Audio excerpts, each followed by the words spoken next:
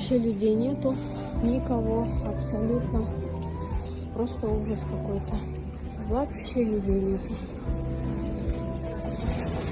А где мы возьмем документы, если он куплен 5-10 лет назад? Вот о чем речь. Сейчас полчаса назад мне звонит жена и говорит, у меня есть шубы, да, которые я уже 7 лет не могу продать. У меня их около 300 штук. Мне пришел неликвидчик и говорит, давай я у тебя по 1000 сом заберу. Шуба, которая стоит $120. Мы разоряемся, мы просто разоряемся.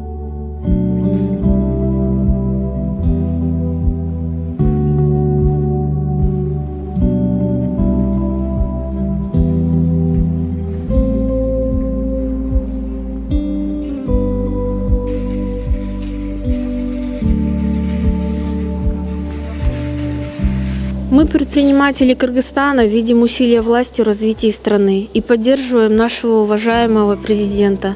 Мы все увидели, как государство борется с коррупцией, но налоговая структура ввела необдуманное решение о внедрении ЭТТН и ЕСФ. Эти введения приведут и уже привели к резкому подорожанию продуктов народного потребления, к закрытию малого и среднего бизнеса, к нестабильности в государстве. Множество предпринимателей пострадало от камеральных проверок до начисления в 10% штрафов. Ранее мы работали по патентной системе в рамках закона предыдущей власти. Товар ввозился и ввозится разными карго, проходит таможню.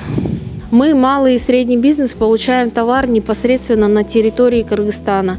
И мы не можем быть виноваты в том, что он нелегальный. К тому же посткарантинный период затянулся, торговля упала, остатки товара невозможно реализовать.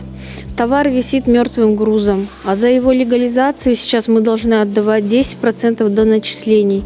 Ранее не было обязательств по получению документов. Соответственно, доказать, что есть старый товар для нас, просто невозможно. Розничные продуктовые магазины закупаются на Ошском рынке без документов.